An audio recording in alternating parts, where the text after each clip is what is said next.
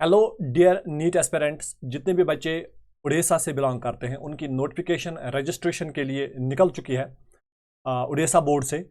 और जो बच्चे अभी उड़ीसा से जो है क्वालिफाई कर गए हैं नीट यूजी 2026 एग्जामिनेशन और अब स्टेट कोटा के लिए वेट कर रहे हैं कि कब स्टेट कोटा की रजिस्ट्रेशन स्टार्ट हो जाएगी, तो आपका इंतजार खत्म हुआ है और आपकी रजिस्ट्रेशन स्टेट कोटा के लिए जो है वो रिलीज हो चुका है। और यहाँ पर आप देख सकते हो इस नोटिफिकेशन में जो है टेंटेटिव जो है आपका काउंसलिंग का शेड्यूल जो है वो निकला है। और इसमें जो है वही बच्चे अप्लाई कर सकते हैं जिन्होंने क्वालिफाई किया है नीट यूजी 2026 का एग्जामिनेशन, ठीक है। और किन कोर्सेज के लिए आपका एडमिशन होगा इस टेंटेटिव काउंसलिंग शेड्यूल के तहत, एक तो एमबीबीएस के लिए, दूसरा बीडीएस के लिए, और किस कोटा के अंडर, स्टेट कोटा के अंडर, जो कि आपका 85% सीट्स होती है स्टेट कोटा के लिए रिजर्व, ठीक है। और यहाँ पर जो है आपको रजिस्ट्रेशन करनी होगी, ठीक है। और उसके बाद आपका जो है स्टेट मेरिट लिस्ट निकलेगा और उसके बाद जो है स्टेट मेरिट लिस्ट आपका तैयार होगा और फिर जो है आपके सीट अलॉटमेंट्स जो है वो की जाएगी। और इसमें आपका एक तो एमबीबीएस का कोटा है और बीडीएस की सीट्स है, ठीक है। इसमें सिर्फ वही बच्चे अप्लाई कर सकते हैं जो स्टेट नेटिव्स होंगे, यानी खाली उड़ीसा का होंगे, वही एलिजिबल है इसके लिए एमबीबीएस और बीडीएस सीट्स के लिए, जो कि हमारा 85% स्टेट कोटा होता है। और इसके लिए जो है अदर कैंडिडेट्स भी अप्लाई कर सकते हैं, लेकिन वो एनआरआई कोटा के थ्रू अप्लाई कर सकते हैं, वो उसके लिए एलिजिबल होनी चाहिए, ठीक है। Therefore candidates must ensure there eligibility. Registration करने से पहले आप देख लीजिए क्या आप एलिजिबल है या नहीं। अब कौन से इंपॉर्टेंट डेट्स हमारे हैं? Registration and online application uploading of document जो है वो स्टार्ट हो रहा है, वो हो चुका है 6 अगस्त से from 5 PM to 10 August up to 12 PM, ठीक है। यहाँ तक आप अपनी रजिस्ट्रेशन कर सकते हैं, ठीक है। उसके बाद जितने भी बच्चे पीडब्ल्यूडी या पीसी कैंडिडेट्स हैं उन्हें रिक्वायर्ड है कि वो अटेंड करें medical assessment board at SCB medical college Cuttack. और ये जो है आपको रिपोर्ट करना है 10 अगस्त से लेकर 11 अगस्त तक, ठीक है। जितने भी बच्चे एलिजिबल है ES candidates are required to attend the ES board, उनको ES बोर्ड अटेंड करना होगा at Rajya Sainik board Orissa at IRC village Nayapali Bhubaneswar, ठीक है। और इसके लिए आपका डेट मेंशन है 10 अगस्त से 11 अगस्त तक। उसके बाद आपका वेरिफिकेशन होगा जितना भी आपने डाटा दिया होगा 11 से 12 अगस्त तक। उसके बाद आपका स्टेट मेरिट लिस्ट जो है जिन बच्चों ने रजिस्ट्रेशन की होगी उनका स्टेट मेरिट लिस्ट निकलेगा 13 अगस्त को, ठीक है, 4 बजे। उसके बाद कोई क्यूरी आपकी रेज होगी, कैंडिडेट्स कर सकते हैं मेरिट लिस्ट के लिए, तो वो जो है आप 14 अगस्त को कर सकते हैं बाय 11:30 AM। फिर आपका final state merit list release होगा इसी डेट पर, ठीक है, अप टू 5 PM, ठीक है, एट 5 PM। उसके बाद चॉइस फिलिंग आप कर सकते हैं आफ्टर स्टेट मेरिट लिस्ट जो है जब निकलेगा, फाइनल रिलीज होगा, उसके बाद अपनी चॉइस फिलिंग आप कर सकते हैं 14 अगस्त से लेकर, यानी 8:30 बजे शाम के 14 अगस्त से लेकर 17 अगस्त जो है 12 बजे तक, ठीक है, शाम के 12 बजे तक। उसके बाद इसका भी डाटा रिकन्सिलेशन होगा 18 अगस्त को और फिर first round of provisional allotment होगा 19 अगस्त को, ठीक है, 5 बजे। और उसके बाद इनक्वायरी फॉर क्यूरी, अगर कोई क्यूरी होगी तो वो 20 अगस्त को ली जाएगी, ठीक है। फिर अलॉटमेंट होगा फर्स्ट राउंड में और डाउनलोड आप कर सकते हो अपना अलॉटमेंट लेटर जो है 22 अगस्त को, ठीक है। उसके बाद प्रोविजनल एडमिशन आपको करना पड़ेगा by paying admission fees and reporting at OJEE cell, ठीक है। इसके लिए गंडा मुंडा विद ओरिजिनल डॉक्यूमेंट्स, ठीक है, कब करना होगा? 23 अगस्त को तो 28 अगस्त, ठीक है। विड्रॉल या रिजिग्नेशन भी आप कर सकते हो फ्रॉम एडमिशन प्रोसेस 23 से लेकर 30 अगस्त तक, ठीक है। फिर वैकेंट सीट्स का डिस्प्ले होगा और फिर राउंड सेकंड स्टार्ट होगा। तो फिर इसके लिए राउंड सेकंड भी और राउंड थर्ड पूरा डिटेल इन्होंने दिया हुआ है। और आपकी स्ट्रे वैकेंसीज तक आप देख सकते हो कि आपका स्ट्रे वैकेंसीज तक डेट होगा 3 अगस्त 2026 तो 5 अगस्त 2026, ठीक है। तो यहाँ तक आपका स्ट्रे वैकेंसीज का पूरा डिटेल आपका कंप्लीट हो जाएगा। आपके जो ऑफिशियल वेबसाइट से जहाँ पर आपको लॉगिन करना होगा वो है www.oje.nic.in या www.udhesajee.com, ठीक है, यहाँ पर आपको लॉगिन करना होगा। यहाँ पर और एक इंपॉर्टेंट चीज जो है जो हमें देखनी है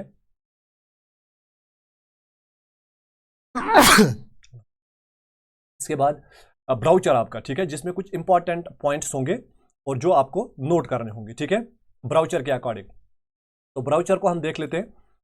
ब्राउचर में उड़ीसा ज्वाइंट एंट्रेंस एग्जामिनेशन 2026, ठीक है, गाइडलाइंस दी गई है एमबीबीएस और बीडीएस कोर्सेज की। ठीक है, सबसे पहले स्टेट कोटा के लिए आप डोमिसाइल होने चाहिए स्टेट के ही, उड़ीसा के ही, ठीक है, अदर स्टेट्स के अप्लाई नहीं कर सकते हैं। ठीक है, सिर्फ NRI quota through other states का के बच्चे अप्लाई कर सकते हैं, लेकिन एलिजिबिलिटी उनको चेक करनी होगी। ठीक है, वेबसाइट ये है, इस वेबसाइट से आपको जो है लॉग इन करना होगा। ठीक है, उसके बाद जो है इसमें सबसे इंपॉर्टेंट चीज़ें क्या क्या है, कैटेगरी कौन सी, आप किस कैटेगरी से जो है अप्लाई कर सकते हैं। ठीक है, इसमें आप ये जो है आप खुद भी चेक कर सकते हैं, उसमें उतना कुछ इंपॉर्टेंट नहीं है। ठीक है, इसके बाद इंट्रोडक्शन, देखिए जिन बच्चों ने national eligibility cum entrance test जो है नीट यूजी 2026 क्वालिफाई किया होगा वहीं रजिस्ट्रेशन कर सकते हैं, और रजिस्ट्रेशन आपकी 85% सीट्स के लिए डेंटल और मेडिकल में, यानी एमबीबीएस और बीडीएस में। ठीक है, उसके बाद आपका स्टेट मेरिट लिस्ट जो है,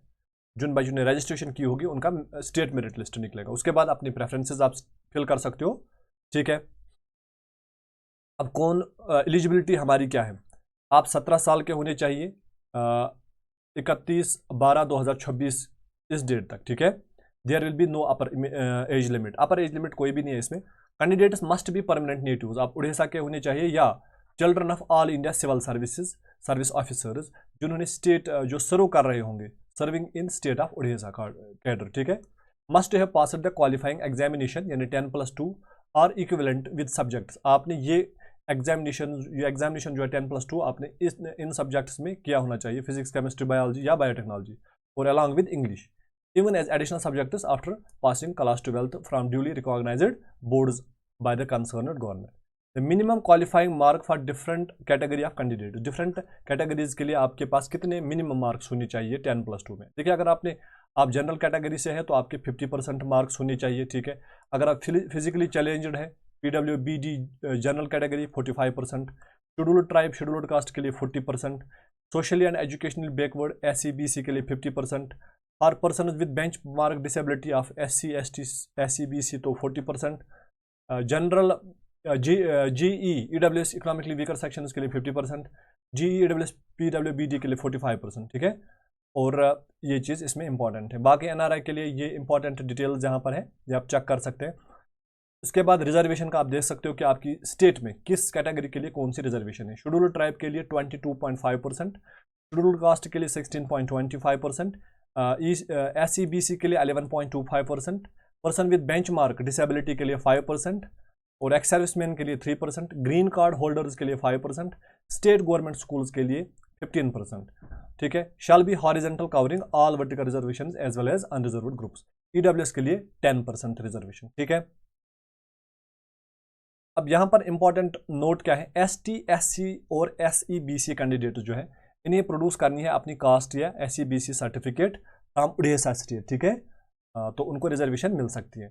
उसके बाद कैंडिडेट्स क्लेमिंग जो SGS के अंडर रिजर्वेशन चाहते हैं, स्टेट गवर्नमेंट स्कूल्स में आपने पढ़ा होना चाहिए, तो उसके लिए एक तो आपका 10th बोर्ड एग्जामिनेशन आपने पास किया होना चाहिए under the board of secondary education Orissa from government और गवर्नमेंट एम्ड हाई स्कूल्स। ठीक है, यहाँ से आपने पास किया होना चाहिए। उसके बाद 12th भी जो है आपका council of higher secondary education Orissa से आपने पास किया होना चाहिए फ्रॉम गवर्नमेंट और government aided higher secondary school और गवर्नमेंट जूनियर कॉलेज। ठीक है, यानी आपने दोनों क्लासेस उड़ीसा से पास की होनी चाहिए। ठीक है, जिन बच्चों की रिजर्वेशन PWBD कैटेगरी से है तो उनको फिर मेडिकल एग्जामिनेशन करना होगा, उनका होगा medical assessment board constituted for the purpose, वो खुद जो है उड़ीसा का बोर्ड बिठाएगा और आपको वहां पर जाना होगा। ठीक है,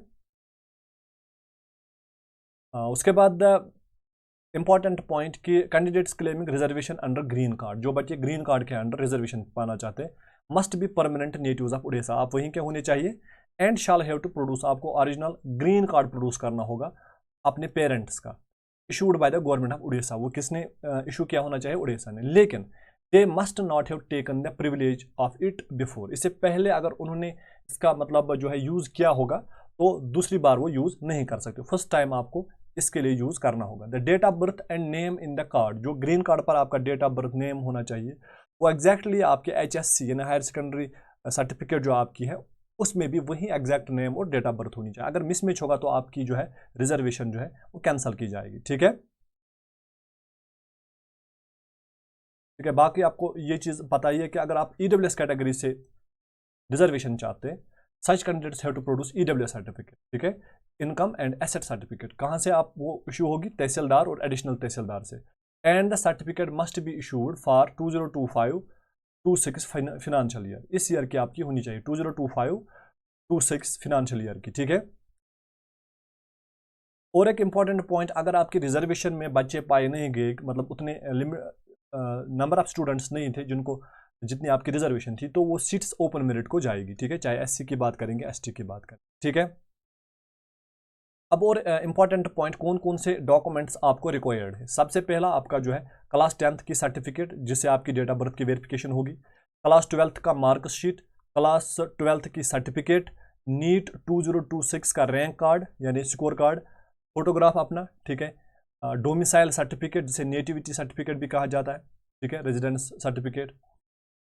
और सर्टिफिकेट टू क्लेम रिजर्वेशन, जिस सर्टिफिकेट से आपको रिजर्वेशन चाहिए, चाहे ST हो, SC हो, ठीक है, वो भी आपके पास होनी चाहिए। और आपके पास होना बॉन्ड आपके पास होना चाहिए, prepared and signed in proper manner. उसका जो है बॉन्ड का फॉर्मेट आपको देखना होगा, वो आपको प्रिपेयर करना होगा, ठीक है। तो फिर आप रिजर्वेशन के लिए या इसके लिए रजिस्ट्रेशन करेंगे। ये सारे डॉक्यूमेंट्स आपके रजिस्ट्रेशन वक्त जो है ज़रूरत पड़ सकते हैं। प्रोसीजर क्या है? आपको इस वेबसाइट से लॉगिन करना होगा, फिर आप MBBS और BDS कोर्सेज के लिए रजिस्ट्रेशन कर सकते हैं, ठीक है। लॉगिन करेंगे, फिर आपका काउंसलिंग फॉर MBBS या BDS कोर्स होगा।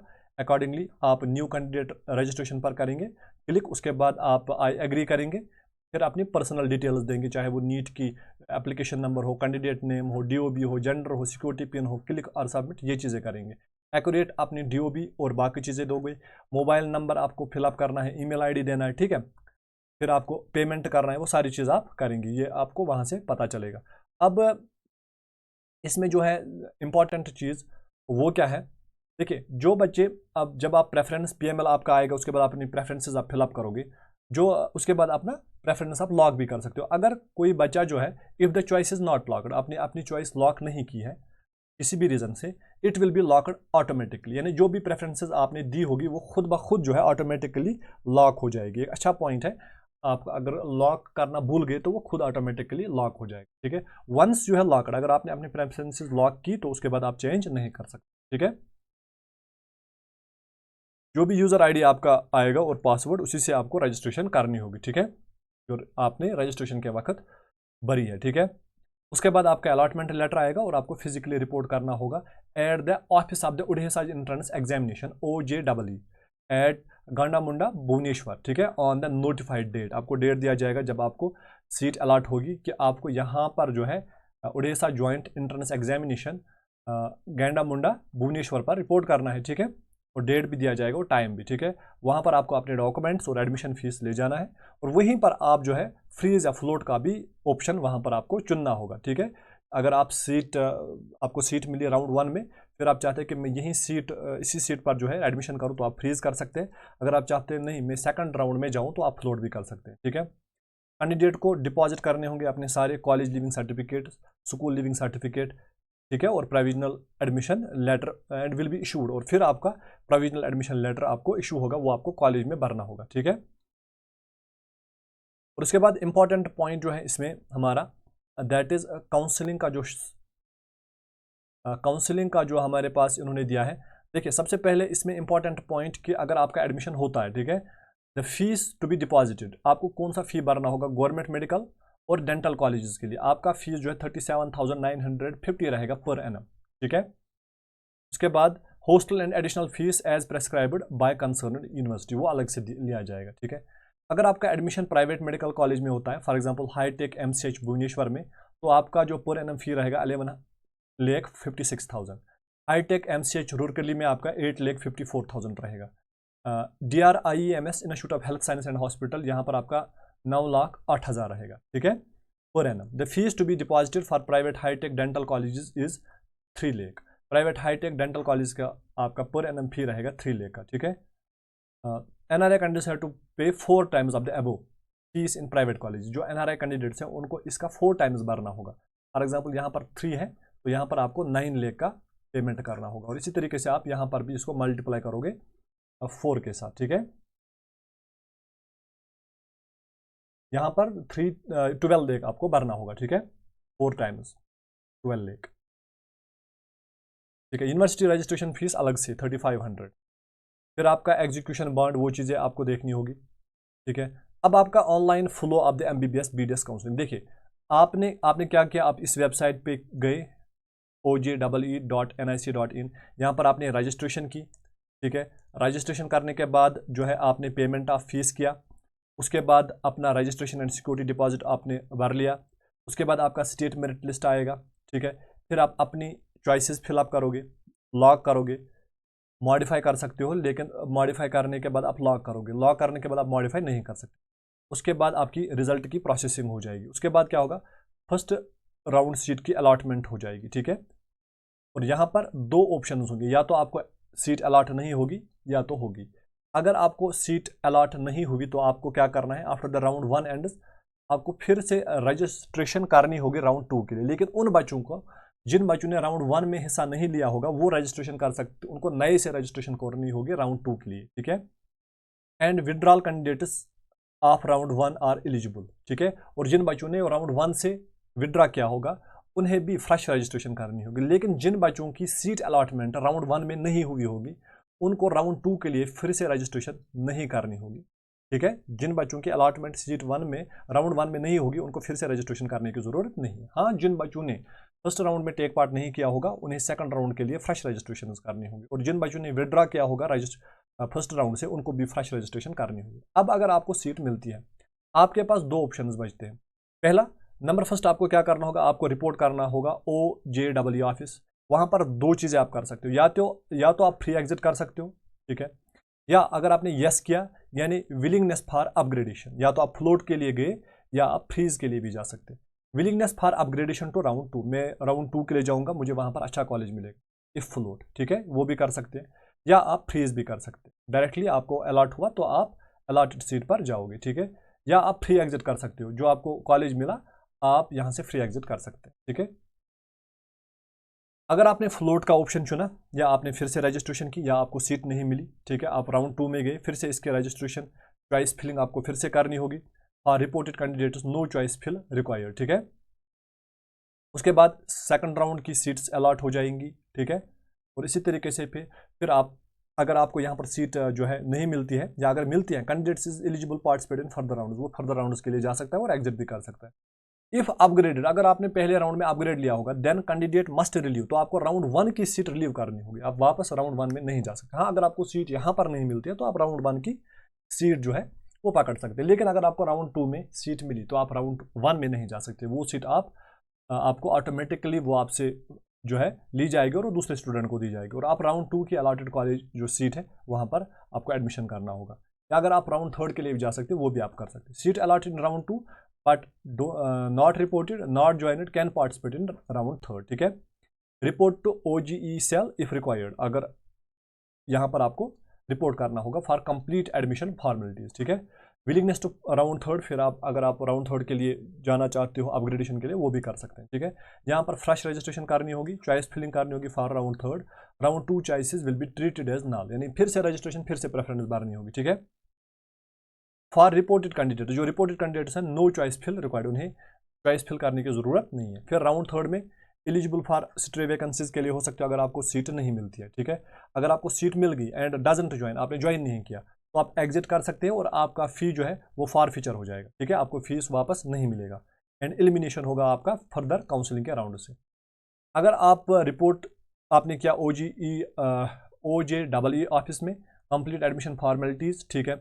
If upgraded then candidate must relieve from round 2 and join to round 3। अगर आपका जो है राउंड 3 में सीट मिल गई तो आपको राउंड 3 की सीट पर ज्वाइन करना होगा, राउंड 2 ऑटोमेटिकली रिलीव होगा, ठीक है। ज्वाइन अलॉटेड सीट, आपने ज्वाइन किया allotted seat, one joined candidate can upgrade और रिजाइन, ज्वाइन करके भी आप अपग्रेड कैन नॉट अपग्रेड, आप अपग्रेड नहीं कर सकते और रिजाइन भी नहीं कर सकते। फिर स्ट्रे राउंड का आएगा, उसके लिए फिर से आपको रजिस्ट्रेशन फ्रेश करनी होगी, चॉइस फिलिंग भी फिर से करनी होगी। सीट अलॉट अगर नहीं हुई, अलॉटेड बट नॉट ज्वाइनेड, अलॉट हुई लेकिन आपने ज्वाइन नहीं किया, तो आपका फीस जो है फॉर फीचर होगा, आप फर्दर राउंड्स के लिए अप्लाई नहीं कर सकते हो, ठीक है। सीट आपको अलॉट हुई, join is the seat at college one joined, candidate can not resign, अब आप रिज़ाइन नहीं कर सकते। अब ये भी हो सकता है आपको सीट ही ना मिले, तो क्या होगा, सीट ना मिलने पर आपको जो है आपका जो फ़ी है डिपॉजिट, सिक्योरिटी डिपॉजिट, वो आपका रिफंड हो जाएगा। ठीक है, तो यह सारी जो डिटेल्स थी ये उड़ीसा बोर्ड स्टूडेंट्स के लिए थी जिन्हें अभी रजिस्ट्रेशन करनी है नीट के लिए। ठीक है, तो आप सभी बच्चों का एक बार फिर से थैंक यू कहना चाहूँगा। जो भी अपडेट होगा वो फर्दर आपके साथ डिस्कस किया जाएगा। Thank you everybody. जितने भी बच्चे नए हैं please subscribe the channel and press the notification icon. Thank you.